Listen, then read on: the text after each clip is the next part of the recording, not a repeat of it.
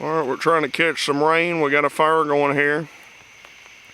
It's supposed to be severe rain here for the next, I don't know, maybe hour, 30 minutes, something like that. So it's just now starting. It's been lightening a little bit, so we got this fire going. And here comes the rain right now.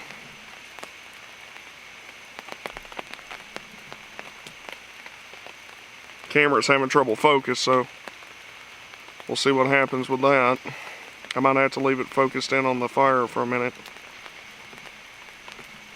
But that's the beginning of the rain there. Actually got out ahead of it this time. Was able to set up about, I don't know what, 20 minutes or so beforehand.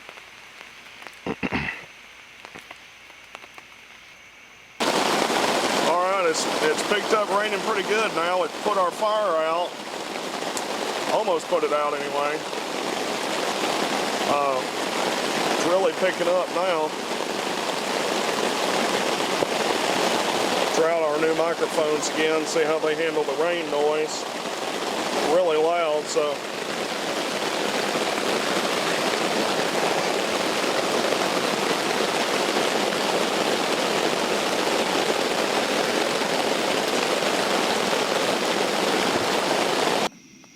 So we're waiting on the next band of rain to come along. It should be here, hopefully, if it's accurate, it should be here pretty shortly. But made some coffee, switched cigars, now I'm smoking a Perdomo Lot 23. This is another Nicaraguan. I'm not a big Perdomo guy, but I do like some of their more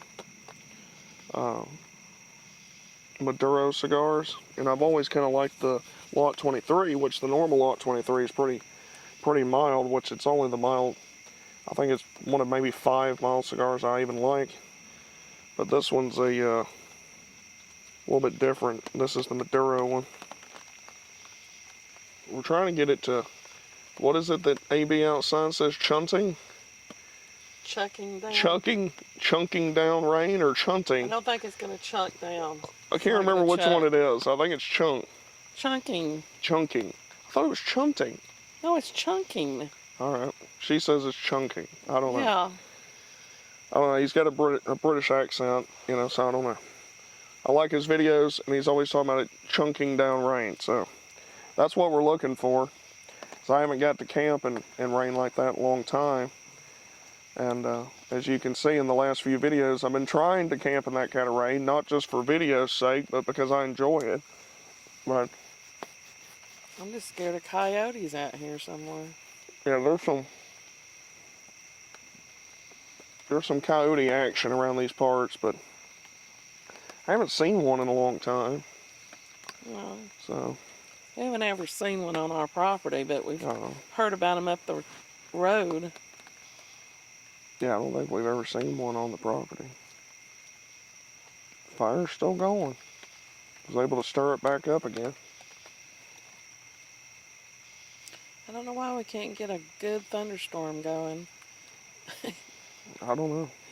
It's a lot harder than you think. When Georgia being a rainforest for the last like 5 years of my life, it's been raining most of the time.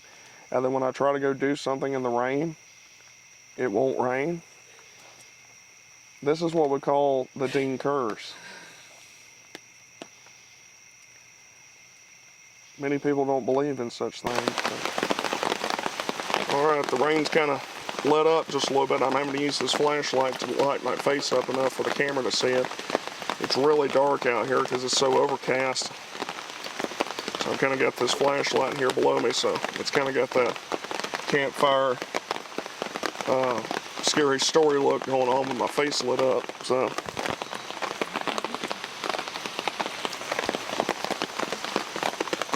came along pretty good there for a minute, but it's kind of letting up a little bit. But it might just be an open spot in the rain. I'm hoping it'll pick back up here.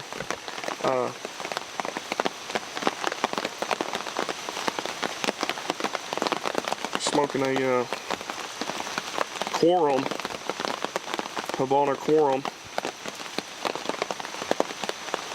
Nicaraguan cigar. It's really good.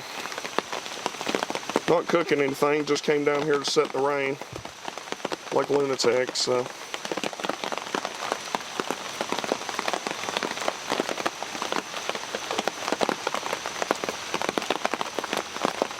Got my new hat here. I don't know if y'all can see it. The Red Clay Traveler hat. Just got one of those made, so I needed a new hat, so I thought I'd go ahead and get me one, at least appropriate for the channel. The fire's still burning, surprisingly. It didn't put it all the way out. It didn't do it no good, though, but it's still burning over there.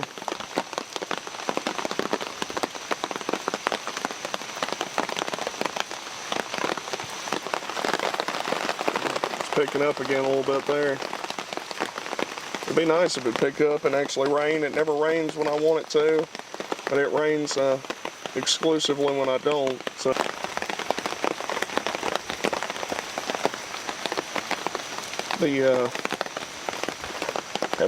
I don't know if I've ever had a paranormal experience out here when it was raining, other than the story I told in my other video. Had a lot of them, but I think that's the only one I've ever had when it was raining. Me and my mother were talking about it earlier today. What was the scariest paranormal incident that we each had had? What were you saying was your scariest one?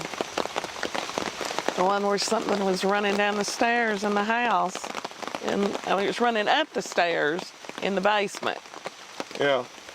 How old was I for that? Like, I was real young. Yeah, it was. I was probably 9. Yeah, 9, 10. Something like that, 9 or 10. So we were moving furniture in the living room. And, you know, moving furniture is usually pretty loud business. It makes a lot of noise. And we were over kind of near the way I remember it was, we were near the French doors going out to the deck of the house.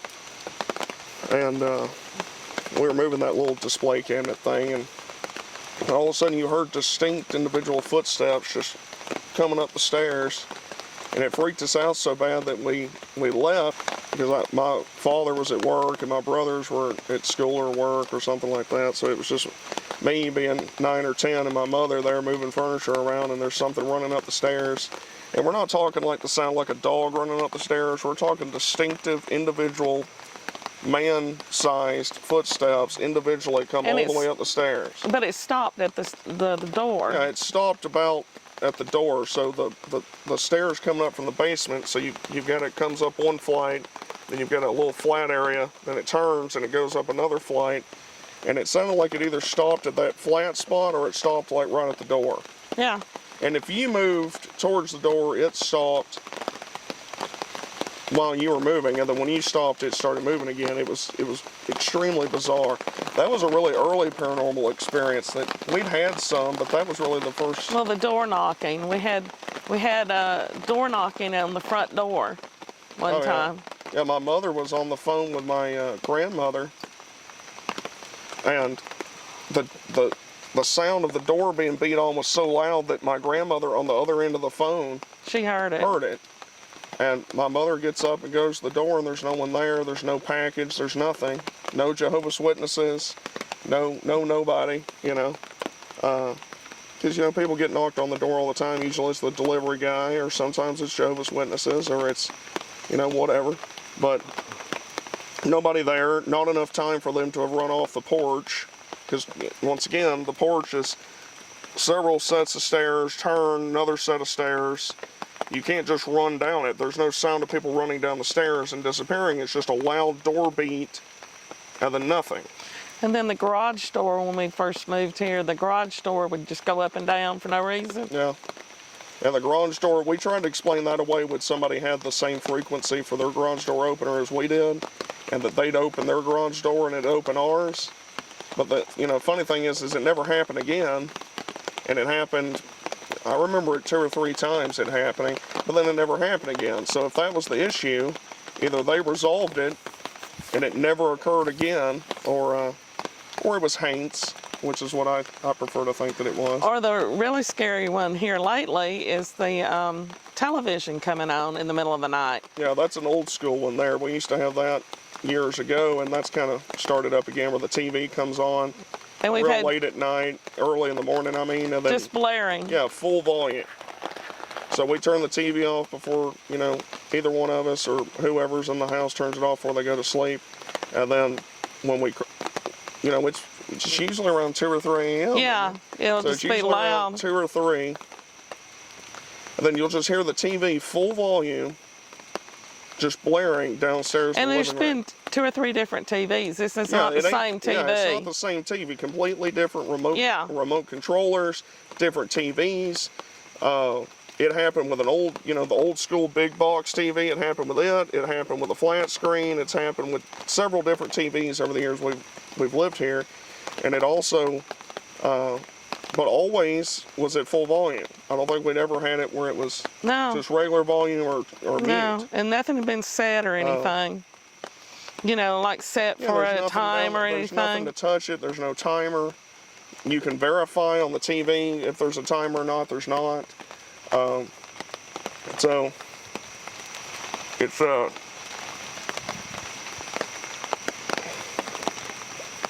pretty bizarre. And most people we tell this about, they say they wouldn't stay here a minute in this house. Yeah, like Brian, the guy that y'all see in the videos, he says he wouldn't stay here 5 minutes if that was going on. You know, that he wouldn't tolerate it for a second. One paranormal event, he's gone. Well, you know, we've had them, 6 months after we moved here, they were already happening. Yeah. Non-stop, all the time. And then Well, they go for some spurts where it slows down and you don't have as many, but then it'll start back You'll up. have flat spots, which is very common with paranormal stuff, is you'll have a flat dead period where nothing really happens, and then you'll have a spike, or as they call in the UFO world, a flap of paranormal instances. And then you might have another 6 months, a year with nothing, and then you'll have 8 months of pretty consistent stuff. So it's... And I don't know how many times that I've heard the stairs. We have 2 staircases, and the one that's leading up from the kitchen, you'll hear somebody, you'll be sitting on the couch, and you'll hear somebody, it sounds like somebody walking, you know, the stairs are creaking, and you turn to look, and our dog even does that. Our dog, she'll look around and look at the fireplace, like somebody's right there at the fireplace. She'll sit there and stare at the ceiling. You know, like there's the little girl from The Grudge stuck to the ceiling. She'll sit there and stare at that for long periods of time. She'll bark at random stuff, which, you know, it's not unheard of with dogs, but she's not really like that. When she barks, there's usually a specific reason. You know, somebody's dropping a package off, or I'm coming in the house, or whatever. And she even doesn't bark. Sometimes if she knows it's me coming in the house, she doesn't bark. If my brother comes over, she hates his guts, and she'll bark, you know, for the entire time that he's there. She'll just sit there and bark at him. Oh, and it did. And there was another, you know, in the spring, it was doing the knocking on the door, you know, on that side door. We were having sets of knocking, and it was sets of 3, wasn't it? Yeah, it was very, and we thought maybe it was a woodpecker or something, but there was no evidence of a woodpecker. Yeah, there's no damage to the house or door or anything or siding. That went on for about a week, and then it was sets of 3, which is historically with paranormal stuff, sets of 3 is the mocking of the Trinity. It's generally associated with demonic things or ill-meaning spirits. And so whenever you hear 3 knocks, it's never good. It's not good. Yeah, it's not your but that didn't last grandma long. or your guardian angel or anything. It's never good for it to be sets of 3 knocks or anything like that. Well, that only went on for, you know, a couple of weeks, and then that disappeared. Yeah.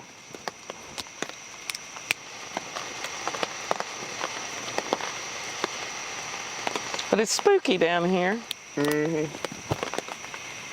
So to the right over here of me, it swoops off to a creek. To the left, it swoops down into a different holler.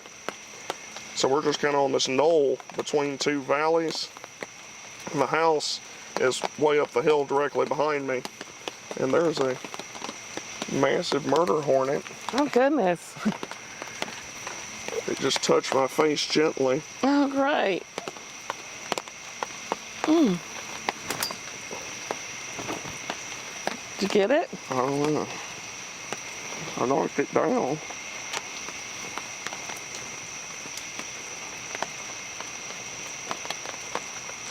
Probably pissed it off there, knocking it down.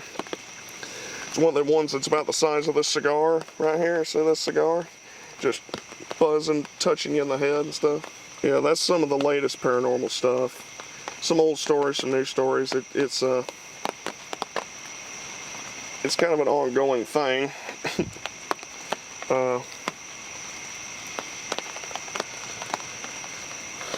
You never know when it's going to happen, but you just know it's coming, basically. It's not going to go away, and the footsteps is nonstop. So my brother and I would be down in the basement doing woodworking. My brother's a cabinet maker. He does a lot of really good woodwork. And when he was younger, he was making a lot of stuff for himself and whatnot, and we would be down there, and I'd be helping him or watching him or whatever. And we'd be running table saws and miter boxes and stuff like that.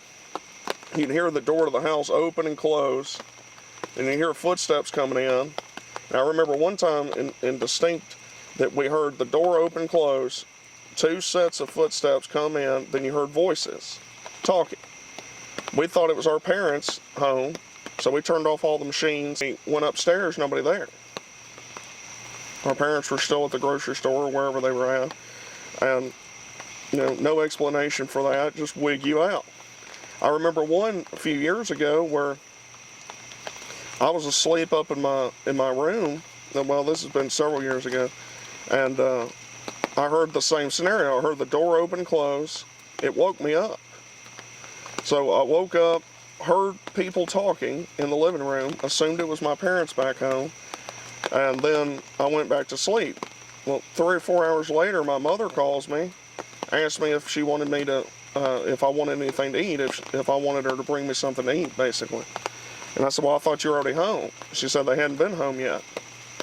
So what I heard was so loud it woke me up, and I listened to it for a little while, assumed it was them, then went back to sleep. So, and they had never been home yet. So. And no one's lived in this house but one other couple that had it built. Mm-hmm. It was a judge. Yeah, no deaths. A lady judge. Yeah. And they had this house built, so we're the only second family that's ever been in this house. And they didn't even have any kids or anything. No. And nobody died in this house. I've been places before metal detecting, and not always just metal detecting, but you go a lot of places that you wouldn't normally go when you're metal detecting, trying to find Civil War or early house sites and stuff like that. And I've been to a few places before where there was just this feeling of, just ominous feeling that you had no business being there, that you didn't belong there. Me and my brothers went to one spot. We dug a few things, a few Civil War bullets, nothing to get carried away about, but all 3 of us had the same feeling. The property that we were hunting was kind of divided, so you had this side going down to a road, and then you had this side going down to a different road. If you were on the right-hand side, it was okay. No bad feelings, you metal detect all you want. If you're on the left-hand side, you had this overwhelming presence. It felt like it was pushing you out of the area that you weren't supposed to be there. So I never went back because I didn't find anything. I'd go back if I found the right stuff, but I never found the right stuff, so I never went back. My brother went back a few times, and it didn't bother him as much, but he knew what I was talking about, and he had the same feeling. There was other people that went there that had, that had permission to go there, and there was other people that said that, like. Yeah, it wasn't just us. It wasn't just our family. Yeah, there was other people we knew that were other relic hunters that had permission to hunt there too, and they said the same thing, that it was weird, they had bad feelings in there. And I've been to other places where there was skirmish activity from the Civil War, and men probably died there or were wounded, and never had this bad feeling. And whenever I go relic hunting, we're always real respectful of the land, and we, dig your hole, get whatever it is, the trash, whatever, carry it out, fill the hole back in.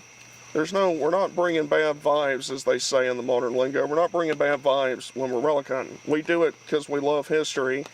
I do it because I'm obsessive compulsive with history, and I need to have several hundred pounds of just lead bullets in my room and various other Civil War artifacts. So I need that in my life. It'll come in handy if I ever need to make bullets. You know, if push come to shove, you can melt them down and make modern bullets, which I'd never do that though. But rain's let up on us now. I don't know where the owls are at. And we were listening to an owl earlier, but I didn't get it on audio. I don't think it was loud enough to get on audio anyway, but it was pretty loud. We built an owl box, you know, basically a massive birdhouse for an owl. He's yet to move in, and it's been up there for what, 2 years? Yeah, at least. Something like that. He's yet to move in yet, so I'm hoping that, I don't know how you entice him to move in more. I mean, we built him a house, for God's sakes. I don't know what more you could do to get the owl to move in. Yeah. You know. But it'd be nice if he did move in. It'd be pretty cool. It's nice to have some owls around there. It depends on what area you're looking at, and usually in Appalachian culture, an owl is a bad omen. It's an omen of death, usually. And then Well, that's not good because we saw 2 yesterday. Yeah, we saw 2 owls yesterday, so that's bad. Depending on what you believe and where you live at, an owl can be a bad omen. I don't know of a scenario where an owl is a good omen. I only know of ones where they're bad. Well, I enjoyed it. I enjoyed seeing them. But I think it cancels out. If you see 2 owls, I think it cancels out the death omen of the first owl. Or at least that's what I'm telling her. So,